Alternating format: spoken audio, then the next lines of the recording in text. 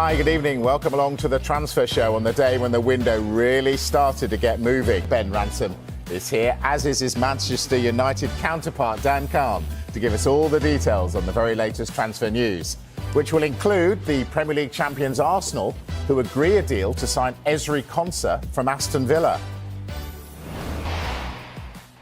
Be sitting back, feeling very comfortable, loving all this, and your club agreed a deal to sign Ezri Konsa from Aston Villa today.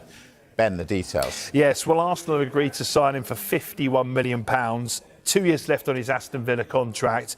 Obviously, really impressed in the summer for England, a player that, under Unai Emery, has been fantastic. His trajectory of his career has been great. Obviously, I have a vested interest in him. I remember him as a Charlton youngster coming through the academy, making his debut at 18. I remember seeing him play in League One and thinking this player could go on to play for England. Well, he did that. He still speaks to Steve Avery, the academy director at Charlton, regularly because he's a great character. His career has gone all the way to the very top. Arsenal getting him for £51 million when they have an embarrassment of riches at central defence. Can't believe you got Charlton Athletic into this show. Dan, what do you think? Great signing? It's a very impressive signing, Mike. I think when you consider Aston Villa's evaluation of Konsa was around £60 million, and Arsenal have been able to lower that to just over £50 million for, as you mentioned, an England international. I actually interviewed Unai Emery 2 years ago about Ezri Konsa because it was quite clear when he arrived at Aston Villa that Konsa was playing every single Premier League game, and he really made him an important part of that Aston Villa team. And Emery said at the time, in 2024, in January, he said, Konsa is a better player than even he believes. This was just as he went into the England team, and he said, if he can just have consistency on and off the pitch, he can become more of a leader. He is more vocal on the pitch. He will become a really impressive player. So Konsa has done an amazing, job in some of his trajectory. But it's just another example of Unai Emery's excellent coaching to make him a player at the value of over £50 million, central to England in the summer. And now another player, Mikel Arteta, has at his disposal that can play at right back or centre back. Talk about Manchester City, Arsenal's depth is just incredible, really. Yeah. Do they have a weakness, Arsenal? It's hard to see one, isn't it? I suppose if you're being really picky, you'd say they probably still lack that elite central forward striker. Victor Gyökeres has, again, scored plenty of goals last year, actually did okay, but in the big games was where you didn't quite see the player that I think Mikel Arteta would want.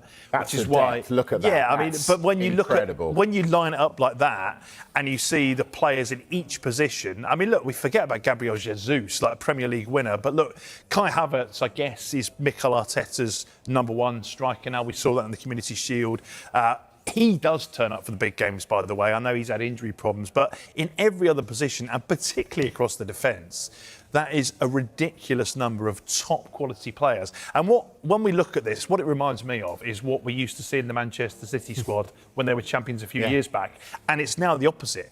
Arsenal have all these players in all positions that would get into almost any other Premier League team. That was the case at City when they were champions.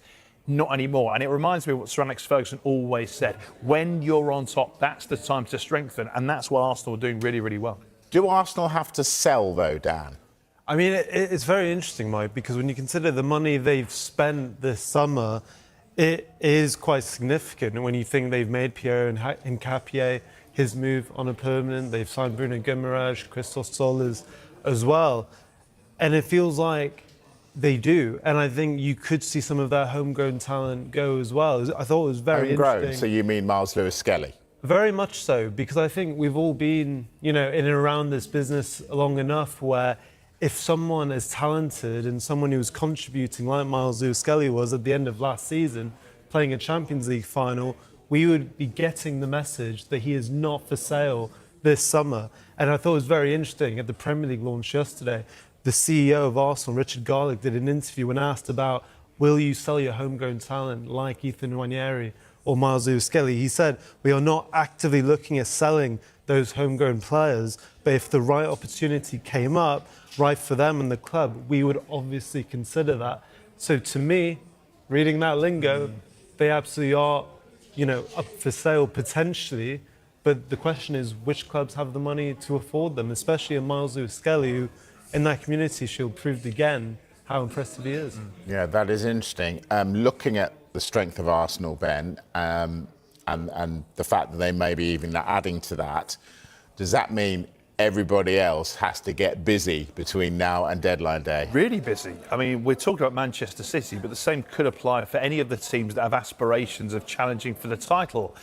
Arsenal right now not only seem the most settled squad, the most settled team, but the fact they have such a depth in so many areas. They've got a fantastic blend now, haven't they, of experience now of players that have won the Premier League, players that have won European trophies and international trophies even.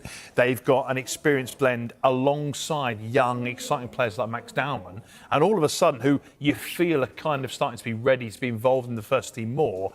That's incredibly exciting to sit here on effectively the eve of the new season as an Arsenal fan. The challenge for Mikel Arteta is rewriting history. Arsenal haven't actually defended the league title in England since the 1930s. So they've got, the weight of history to do that. But Arteta himself has says that's a challenge that drives him on. And he has driven that club to the very top. And at this stage, you have to say, they're big favourites. They are big favourites. Right.